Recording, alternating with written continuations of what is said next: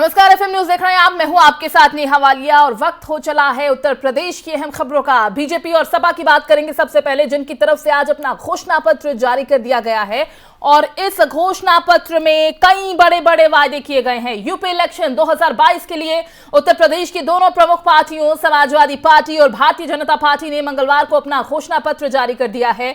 BJP ने अपने घोषणा पत्र को लोक कल्याण संकल्प पत्र 2022 नाम दिया, जबकि समाजवादी पार्टी ने अपने मैनिफेस्टो को वचन पत्र नाम दिया है। बीजेपी का घोषणा पत्र केंद्रीय मंत्री अमित शाह ने जारी किया, जबकि सपा का वचन पत्र सपा प्रमुख अखिलेश यादव ने जारी किया। आइए आपको बताते हैं कि दोनों ने अपने घोषणा पत्र में लोगों से क्या क्या वायदे किए हैं। तो तमाम वायदे किए गए हैं बीजेपी और सपा के इस संकल्प पत्र में।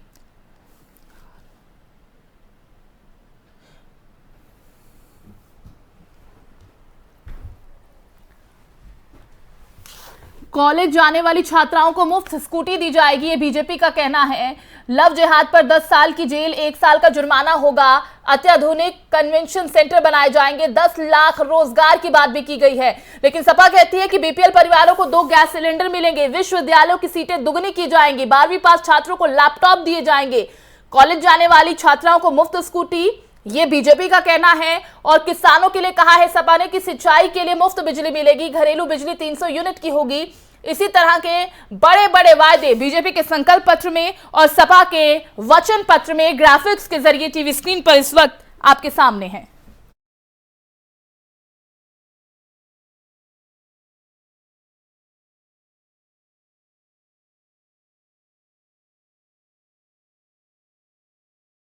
और यूपी में बीजेपी का घोषणा पत्र जारी कर दिया गया है और घोषणा पत्र जारी करते हुए अमित शाह ने कई बातें कही हैं। आपको बता दें कि गृह मंत्री अमित शाह ने आगामी विधानसभा चुनाव के लखनऊ में बीजेपी के घोषणा पत्र लोक कल्याण संकल्प पत्र का विमोचन किया।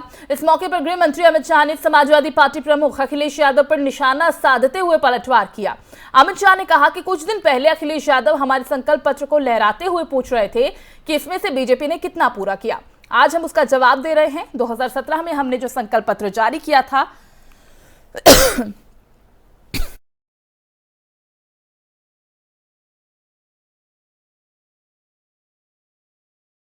बोलती हूँ।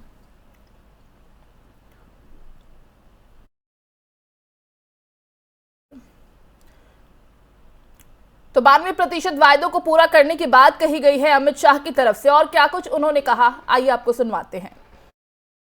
पूरा विश्वास है ये घोषणा पत्र, ये संकल्प पत्र घोषित होने के बाद हमारे संकल्पों पर उत्तर प्रदेश की महान जनता विश्वास करेगी, योगी जी के नेतृत्व पर विश्वास करेगी और फिर से 300 पार की सरकार हम उत्तर प्रदेश में बनाएंगे। इसका सभी भारतीय जनता पार्टी के कार्यकर्ताओं को विश्वास है। आर्थिक विकास हो, इंफ्रास्ट्रक्चर के काम हो, सुशासन देना हो, सलामती देना हो, गरीब कल्याण के काम हो या शिक्षा का क्षेत्र हो, हर क्षेत्र के अंदर हमने हमारे संकल्पों को पूरा किया है और हम आगे पर भी इसी। यूपी में बीजेपी का घोषणा पत्र जारी कर दिया गया है। सीएम योगी आदित्यनाथ ने भी बहुत सारी चीजें कही हैं। सीएम योगी आदित्यनाथ ने कहा कि बीजेपी की डबल इंजन सरकार ने प्रदेश के हर तबके तक सरकार की कल्याणकारी योजनाओं को पहुंचाया।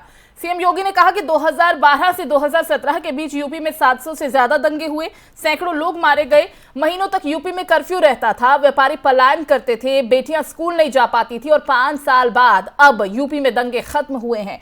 आज कर्फ्यू नहीं बल्कि धूम धड़ाके से कांवड़ यात्रा निकाली जाती है। सीएम योगी आगे कहते हैं कि बीजेपी की डबल इंजन की सरकार में अब निर्धन अपने इलाज के खर्च से चिंता मुक्त हुआ है।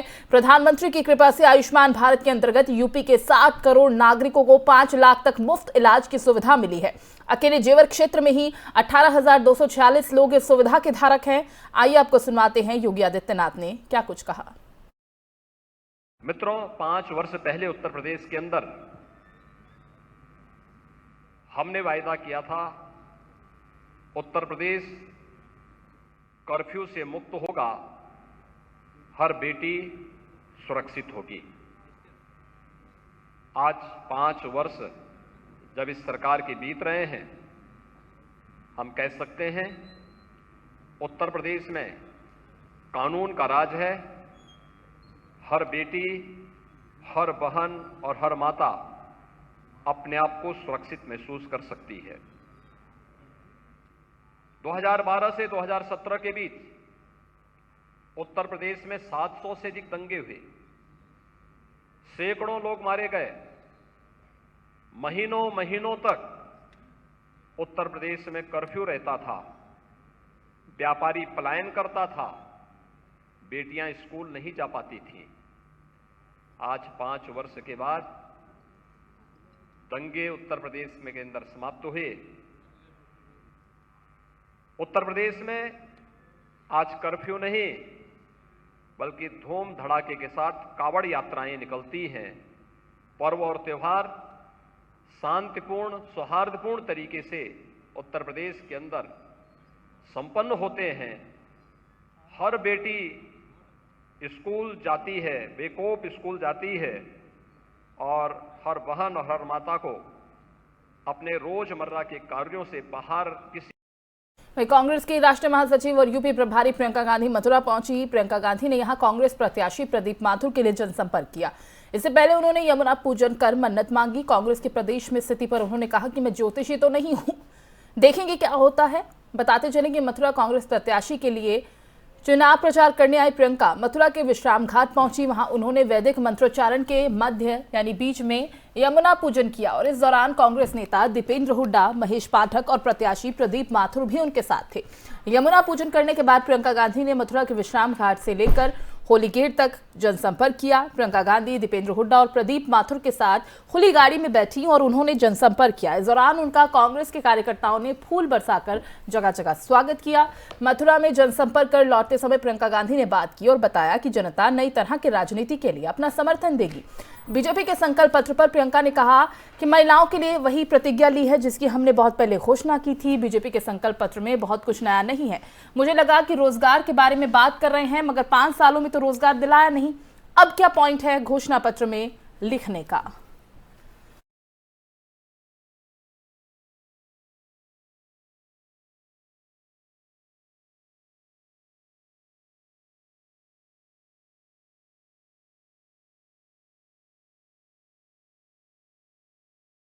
और उत्तर प्रदेश विधानसभा चुनाव अपने चरम पर है। इसी कड़ी में बीजेपी प्रदेश अध्यक्ष स्वतंत्र देव सिंह मुरादाबाद पहुंचे, जहां पर उन्होंने बीजेपी प्रत्याशी परमेश्वर लाल सैनी के पक्ष में वोट मांगे।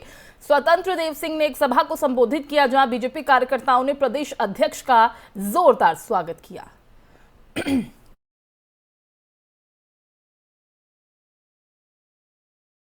और कांग्रेस प्रत्याशी प्रदीप माथुर के पक्ष में प्रचार को आए राज्यसभा सांसद दीपेंद्र हुड्डा ने पालीखेड़ा में आयोजित सभा में कहा कि बीजेपी का अहंकार तोड़ना जरूरी है। बीजेपी शासनकाल में महंगाई चरम पर है, किसान परेशान हैं, आपसी भाईचारे को बीजेपी ने समाप्त कर दिया है।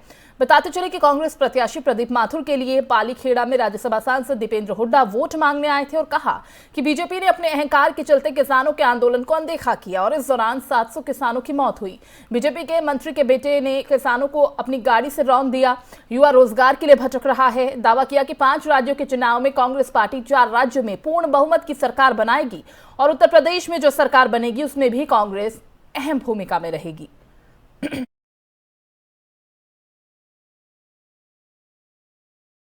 और गोरखपुर सदर विधानसभा क्षेत्र से आजाद समाज पार्टी के प्रत्याशी चंद्रशेखर आजाद ने नामांकन किया। बताते चले कि गोरखपुर शहर से इस बार सीएम योगी आदित्यनाथ मैदान में हैं।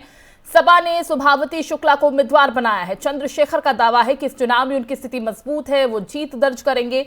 समर्थकों के साथ चंद्रशेखर कलेक्ट्रेट के पास पहुंचे, लेकिन सभी समर्थकों को बाहर ही रोक दिया गया। परिसर में उन्हें और प्रस्तावकों को ही प्रवेश मिला। बताते चले कि चंद्रशेखर पहली बार किसी चुनावी मैदान में है। आजाद समाज पार्टी बनाने के बाद उन्होंने चुनाव लड़ने की घोषणा की थी। मूल रूप से पश्चिमी उत्तर प्रदेश के सहारनपुर जिले से निवासी चंद्रशेखर ने अनुसूचित जाति और जनजाति के हितों को लेकर लड़ाई शुरू की। इस चुनाव में समाजवादी पार्टी के साथ गठबंधन की कोशिश उनके द्वारा की गई, लेकिन बात नहीं बनी। तो आप सड़क का आलम देख के बता सकते हैं। अभी पुलिस के लोग मुझसे कह रहे थे कि अपने लोगों को रोक लीजिए, सड़कें जाम हो गई। तो उत्साह ये है कि मैं भी पहली बार मैंने नॉमिनेशन किया है। 18-20 साल से आंदोलन संघर्ष में हूँ और इसलिए किया है क्योंकि उत्तर प्रदेश के हालात बहुत ख़राब हैं और उत्तर प्रदेश के हालात के लिए जो जिम्मेदार है उत्तर प्रदेश के वर्तमान मुख्यमंत्री, जिनकी वजह से नौजवान, किसान, महिलाएं पढ़े लिखे शिक्षित युवा जो चाहते थे कि उत्तर प्रदेश बदलाव हो, जो बेचैन थे कि कुछ अच्छा हो जाए, लेकिन वो नहीं हुआ, उनकी चिंता करते हुए मैं यहाँ। अच्छा, जनता क्यों आपको वोट दे आखिर? इसलिए वोट दे कि 71 साल में आज भी जहाँ तमाम तरह की परेशानियों पे काम हो जाना चाहिए था, वहाँ मुख्यमंत्री और प्रधानमंत्री। और बुलंदशहर की पुलिस के हाथ बड़ी कामयाबी लगी है। दरअसल पुलिस ने छतारी इलाके की तस्करी करके लाई जा रही अंग्रेजी शराब को बरामद किया और 2 आरोपियों को भी गिरफ्तार किया है। मामले में पुलिस ने बताया कि चेकिंग के दौरान एक कंटेनर में छिपाकर शराब लाई जा रही थी, जिसकी तलाशी लेने पर भारी मात्रा में अंग्रेजी शराब मिली है, जिसकी कीमत करीब 15 लाख रुपए बताई जा रही है। फिलहाल पुलिस ने दोनों आरोपियों को जेल भिजवा दिया है। आगे की कार्रवाई भी शुरू कर दी गई। ये मामला है कि चुनाव के दृष्टिगत जगह जगह पर चेकिंग चल रही है। इसी चेकिंग के तहत हमारी एसओजी की टीम और छतारी पुलिस ने पहासू के आसपास वहाँ चेकिंग के दौरान ये पाया कि एक कैंटर गाड़ी है जिस पे ऊपर से स्क्रैप लदा हुआ दिखाई दे रहा है, लेकिन चेक किया गया तो पता चला कि उस पर अंग्रेजी शराब लदी हुई है, जो 210 पेटी शराब है, लगभग 15 लाख रुपए कीमत की ये शराब है। अच्छा, कितने लोग पकड़े गए? 2 लोग इसमें पकड़े गए हैं, एक पवन और एक नवीन, दोनों ये हरियाणा सोनीपत के रहने वाले हैं। ये जो शराब पकड़ी गई है, इसको सर कहाँ सप्लाई करना था? क्या ये जो शराब है आगामी विधानसभा चुनाव में यहाँ मतदान होना है पहले चरण में, क्या सर क्या उसको सप्लाई करने के लिए लाई गई? निश्चित रूप से कहीं न कहीं ये लोग आसपास के जिलों में इसका इस्तेमाल करते, जिनसे इनका टाई अप रहा होगा उनको ये डिलीवर करते, लेकिन बीच में ही पकड़े गए अपने अभियान में। बढ़ते हैं आगे। मुरादाबाद की जीआरपी पुलिस ऑपरेशन मुस्कान अभियान चला रही है, जिसके तहत पुलिस छोटे मासूम बच्चों को उनके माता पिता तक पहुंचाने का काम कर रही है। इसी कड़ी में पुलिस ने ऑपरेशन मुस्कान के तहत कई बच्चों को अपने घर पहुंचाया। अपने बच्चों को वापस पाकर माता पिता भी पुलिस का आभार जता रहे हैं, बेहद खुश हैं। जिन माँ बाप से उनके बच्चे बिछड़ गए, उन्हें एक दूसरे से मिलवाने का काम ऑपरेशन मुस्कान के जरिए पुलिस करती नजर आई।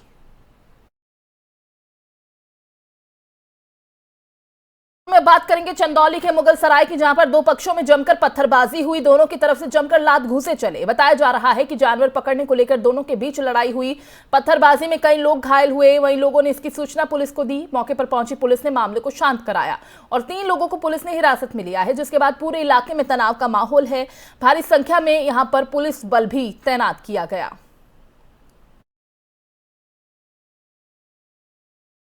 यूपी के फतेहपुर जिले के थरियाव थाना क्षेत्र की नहर में एक युवक का शव बरामद हुआ। ग्रामीणों ने शव की सूचना पुलिस को दी। मौके पर पहुंची पुलिस ने शव का पोस्टमार्टम करवाने के लिए उसे भिजवाया। तो इस मामले में पुलिस का यह कहना है कि युवक की गोली मारकर हत्या कर दी गई। युवक को हथियारों से फोन पर बातचीत की गई और उसे बुलाया गया, जिसकी तलाश की जा रही है। फिलहाल पुलिस ने मामला दर्ज कर लिया है। आगे की जांच भी शुरू कर दी गई है। आज थाना थरियाव क्षेत्र के तरहा गांव में शिवशरण यादव, जिनकी उम्र 42 साल के आसपास है, तालाब के किनारे उनकी डेड बॉडी मिली है। ये ग्राम कौंडर थाना असोथर के रहने वाले हैं, जो घटनास्थल से लगभग 15 किलोमीटर दूर है। उनकी पत्नी द्वारा तहरीर दी गई है, जिसमें एक व्यक्ति को नामित किया गया है। उसे शीघ्र ही गिरफ्तार किया जाएगा और प्रथम दृष्टया जाँच में अब तक ये पाया गया है कि आसनाई का। उत्तर प्रदेश की खबरों में मेरे साथ बस इतना ही। बाकी खबरों के लिए आप देखते रहिए FM न्यूज़। दीजिए इजाजत, नमस्कार।